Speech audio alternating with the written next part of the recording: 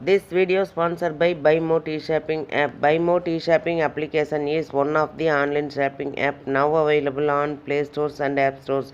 இது எதுக்காக கொடுத்துருக்கோம் அப்படின்னு வந்து பார்த்தீங்கன்னா, இந்த BuyMo T-Shoppingல போய் நீங்கள் ஷாப்பிங் பண்ணும்போது கண்டிப்பாக பொருள் வந்து தரமானதாக நியாயமானதாக கண்டிப்பாக இருக்கும். இது வந்து நீங்கள் அமேசான் ஃப்ளிப்கார்ட்டில் ஆர்டர் பண்ணுறதை விடவும் இது வந்து விலை குறைவாக கிடைக்கும். கண்டிப்பாக கம்பேர் பண்ணி பாருங்கள், கம்மியாக கிடைக்கும். அதே மாதிரி இதோட லிங்க் வேணும்னா நான் வந்து டிஸ்கிரிப்ஷனில் கொடுத்துருக்கேன். அந்த டிஸ்கிரிப்ஷனில் போய் டச் பண்ணிங்கன்னா அந்த லிங்க்கை டச் பண்ணும்போது நீங்கள் ப்ளே ஸ்டோர் போகும். அதை வந்து டவுன்லோட் பண்ணி நீங்கள் வந்து உங்களுடைய ஆர்டரை நீங்கள் வந்து எடுத்துக்கலாம். என்ன பொருள் வாங்குறதுனாலும் வாங்கலாம். ஹோம் அப்ளையன்சஸ் வாங்குறதுனாலும் வாங்கலாம், இல்லை காய்கறி வாங்குறதுனாலும் வாங்கலாம், வீட்டுக்கு மளிகை பொருட்கள் வாங்குறதுனாலும் இந்த ஆப்பில் போய் நீங்கள் வாங்கும்போது உங்களுக்கு குறைவான விலையிலையும் தரமானதாகவும் இருக்கும். இதை தான் நம்ம எல்லாருமே விரும்புவோம். அதே நம்ம விரும்புகிற மாதிரி பொருள் வேணும்னா நீங்கள் ஒரு தடவை இந்த BuyMo ஷாப்பிங் பண்ணி பாருங்கள், உங்களுக்கு ரொம்ப ரொம்ப பிடிக்கும். லிங்க் வந்து டிஸ்கிரிப்ஷனில் இருக்குது, யூஸ் பண்ணிக்கோங்க. Welcome to my channel. இன்றைக்கி என்ன பார்க்க போகிறோன்னு பார்த்தீங்கன்னா, இன்றைக்கி முக்கியமான விஷயத்தை பற்றி தான் பார்க்க போகிறோம். ரேஷன் கார்டை பற்றி தான் பார்க்க போகிறோம். ரேஷன் கார்டை ரத்து செய்ய உத்தரவு, முதல்வர் எச்சரிக்கை, இனி ஏமாற்ற முடியாது அப்படிங்கிற ஒரு தலைப்பில் தான் பேச போகிறேன். வாங்க வீடியோக்குள்ளே போகலாம். போலியான ஆவணங்களை கொடுத்து ரேஷன் கார்டு வாங்கியோரின் மீது நடவடிக்கை எடுக்கப்படும், சம்பந்தப்பட்ட அதிகாரிகளுக்கு உத்தரவு.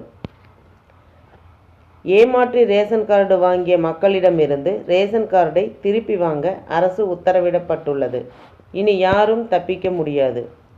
ரேஷன் கார்டுகள் தகுதியுள்ள பயனாளிகளுக்கு மட்டுமே வழங்கப்படுகின்றன. ஏழை மக்களுக்கு உதவுவதே ரேஷன் திட்டத்தின் முதன்மையான நோக்கமாகும். எனவே ரேஷன் கார்டுகள் பெறுவதற்கு சில தகுதி நிபந்தனைகள் உள்ளன. அதை பூர்த்தி செய்வோருக்கு மட்டுமே ரேஷன் கார்டுகள் வழங்கப்படும்.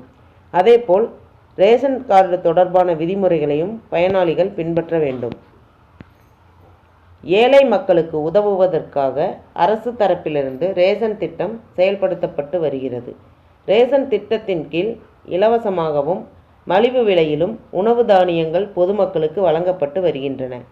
ரேஷன் கார்டு வைத்திருக்கும் பயனாளிகளுக்கு மட்டுமே இந்த உதவிகள் கிடைக்கும். ரேஷன் திட்டத்தின் கீழ் பயன்பெறுவதற்காக மிகவும் வசதி படைத்தவர்கள், அரசு ஊழியர்கள் மற்றும் பலர் தகுதியே இல்லாமல் ரேஷன் திட்டத்தின் கீழ் பயன்பெற்று வருகின்றனர். அவர்களை கண்டுபிடித்து அவர்களுடைய ரேஷன் கார்டை ரத்து செய்யும் பணி பல்வேறு மாநிலங்களில் நடைபெற்று வருகிறது. ரேஷன் கார்டுகள் தகுதியுள்ள பயனாளிகளுக்கு மட்டுமே வழங்கப்படுகின்றன. ஏழை மக்களுக்கு உதவுவதே ரேஷன் திட்டத்தின் முதன்மையான நோக்கமாகும். எனவே ரேஷன் கார்டுகள் பெறுவதற்கு சில தகுதி நிபந்தனைகள் உள்ளன. அதை பூர்த்தி செய்வோருக்கு மட்டுமே ரேஷன் கார்டுகள் வழங்கப்படும். அதேபோல ரேஷன் கார்டு தொடர்பான விதிமுறைகளையும் பயனாளிகள் பின்பற்ற வேண்டும். மத்திய அரசு நிர்ணயித்துள்ள நிபந்தனைகள் பூர்த்தி செய்ய தவறிய தகுதியற்ற PPL ரேஷன் கார்டுதாரர்களை கண்டறிந்து படிப்படியாக ரேஷன் கார்டை நீக்க வேண்டும் என்று சம்பந்தப்பட்ட அதிகாரிகளுக்கு கர்நாடக முதல்வர் சித்தராமையா உத்தரவிட்டுள்ளார். மாநிலத்தின் உணவு, சிவில் சப்ளை மற்றும் நுகர்வோர் விவகாரத்துறை ஆய்வுக்கூடத்தின் முதல்வர் சித்தராமையா சம்பந்தப்பட்ட அதிகாரிகளிடம் தகுதியான ஒரு PPL கார்டுதாரரின் அட்டையை கூட ரத்து செய்யக்கூடாது என்றும் கூறியுள்ளார். தகுதியுள்ளாத ரேஷன் கார்டுதாரர்கள் தங்களாகவே முன்வந்து தங்களுடைய ரேஷன் கார்டுகளை திருப்பி அளிக்க கால அவகாசம் வழங்கப்பட்டுள்ளது. அதன் பிறகு நோட்டீஸ் கொடுத்து அவர்களுடைய ரேஷன் கார்டுகளை ரத்து செய்ய வேண்டும், நடவடிக்கை எடுக்க வேண்டும் என முதல்வர் உத்தரவிட்டுள்ளார்.